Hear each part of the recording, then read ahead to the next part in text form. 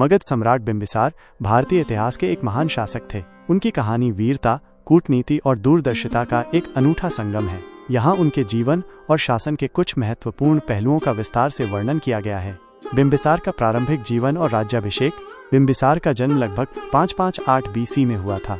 वो हर्यक वंश के थे।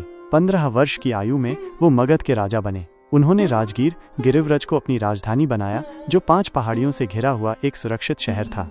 बिंबिसार की विजय और विस्तार नीति। बिंबिसार ने मगध को एक शक्तिशाली साम्राज्य बनाने के लिए कई महत्वपूर्ण कदम उठाए। उन्होंने अंग राज्य को जीतकर मगध में मिला लिया। उन्होंने वैवाहिक संबंधों के माध्यम से कौशल, वैशाली और मद्र जैसे शक्तिशाली राज्यों के साथ गठबंधन किया। उनकी नीतियों ने मगध को आर्थिक और सैन्य रूप से मजबूत बनाया। बिंबिसार और भगवान बुद्ध। बिंबिसार भगवान बुद्ध के समकालीन थे और उनके अनुयायी बने। उन्होंने भगवान बुद्ध और उनके शिष्यों को राजगृह में रहने के लिए विहार दान किया। बौद्ध ग्रंथों में बिंबिसार और भगवान बुद्ध के बीच कई वार्तालापों का उल्लेख मिलता है। बिंबिसार का प्रशासन।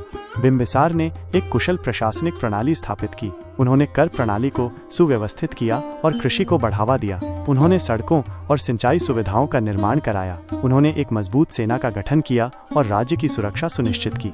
बिंबिसार का दुखद अंत है।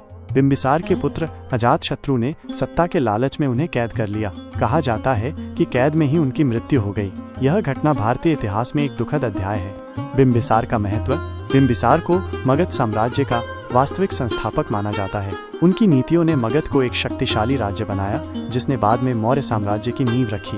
उनकी दूरदर्शिता और कूटनीति ने भारतीय इतिहास को गहराई से प्रभावित किया।